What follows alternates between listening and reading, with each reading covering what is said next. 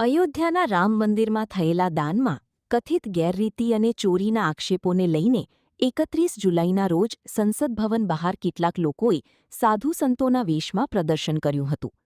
આ ઘટનાને લઈને સુરતના સાધુ સમાજમાં ભારે નારાજગી જોવા મળી રહી છે.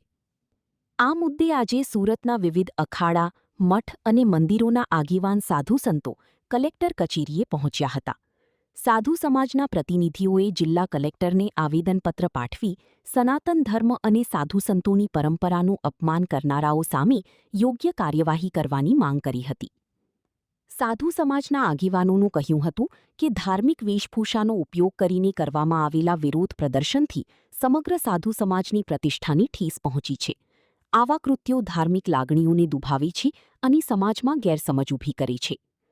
કલેક્ટર કચેરી ખાતે સાધુ સંતોએ શાંતિપૂર્ણ રીતે પોતાની રજૂઆત કરી હતી.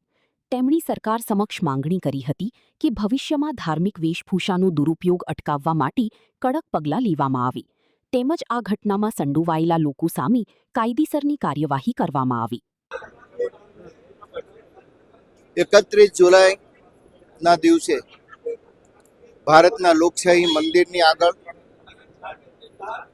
હિન્દુ સમાજના ઈષ્ટદેવ શ્રી રામ ભગવાનના મંદિરના અંદર જે ઘટિત ઘટના બની એને લઈને જે દેખાવ બિહારના અપક્ષ સાંસદ પપ્પુ યાદવ દ્વારા જે કરવામાં આવ્યો આ કાર્યક્રમની અંદર કોંગ્રેસના અધ્યક્ષ ખડગેજી પણ ઉપસ્થિત હતા, વિપક્ષી નેતા રાહુલ ગાંધી પણ ઉપસ્થિત હતા અને અયોધ્યાના સાંસદ પણ ત્યાં ઉપસ્થિત હતા.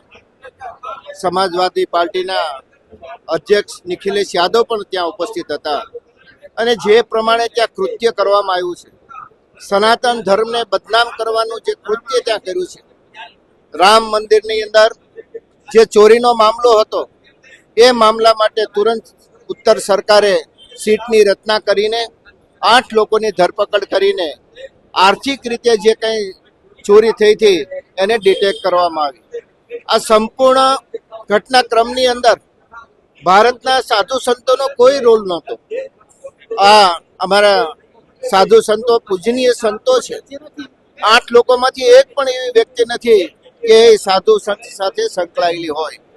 અને સંસદ ભવન આગળ જે કૃત્ય કરવામાં આવ્યું છે, સાધુ સંતોને જે બદનામ કરવાનું કૃત્ય છે, આજે સમગ્ર ભારતની અંદર સાધુ સંતોના માર્ગદર્શન નીચે વિશ્વ હિન્દુ પરિષદ દ્વારા અલગ અલગ સ્થળો પર આને વખોડવા માટે અને કડકમાં કડક સજા થાય. પપ્પુ યાદવનું સાંસદ સભ્ય રદ થાય, ખડગેજીનું રાજ્યસભાનું સભ્યપદ રદ થાય, વિપક્ષના નેતા રાહુલ ગાંધીનું પણ સભ્યપદ રદ થાય. આ તમામ માંગણીઓ સાથે આજે સાધુ સંતોના માર્ગદર્શન નીચે કલેક્ટર શ્રીને અમે આવેદનપત્ર સુપ્રત કરવા જઈ રહ્યા છીએ.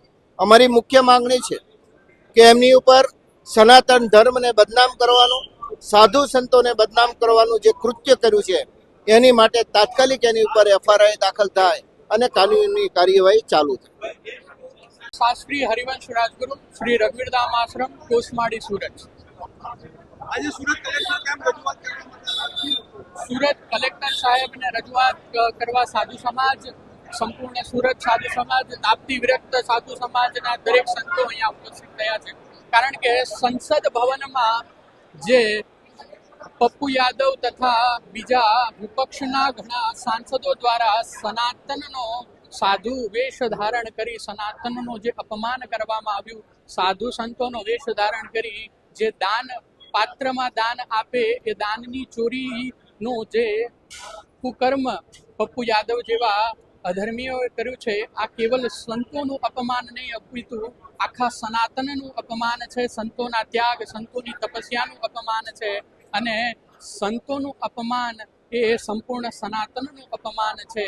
માટે આવા વિધર્મીઓને, આવા ક્રૂર અધર્મીઓને યોગ્ય એની સજા મળવી જોઈએ, એમનું પદ રદ થવું જોઈએ. એ માટે અમે કલેક્ટર શ્રીને આવેદન આપવા માટે પધાર્યા છીએ. कविता दुबे, विश्व हिंदू परिषद कार्यकर्ता हूँ मैं। हमारा आज का जो निवेदन है, लगातार सनातन धर्म पे विधर्मियों द्वारा और जो जयचंद हमारे देश में बैठे तो राजनीतिक सत्ता में है, परंतु जिस प्रकार से अपमान कर रहे हैं अगर हम उनकी तुलना कश्मीरी आतंकियों से करें तब भी कम है।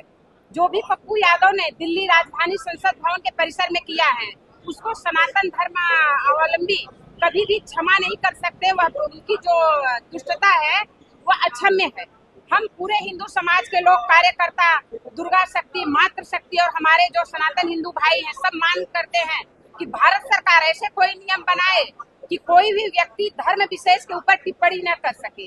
जिस भारत देश में हम रहते हैं वो मूलतः हिंदू सनातन धर्मियों का देश है और इस देश में हमारे सनातन धर्म की ही मान्यता सर्वोपरि है।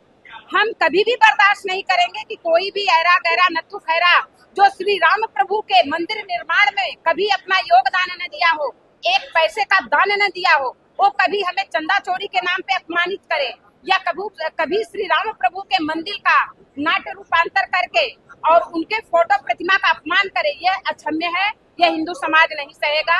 केंद्र सरकार से निवेदन है, इनके ऊपर कठोरतम कार्रवाई के तहत धारा लगाकर इनके ऊपर केस करे, इनको उचित दंड सर्वोच्च न्यायालय भी दे। जय श्री राम।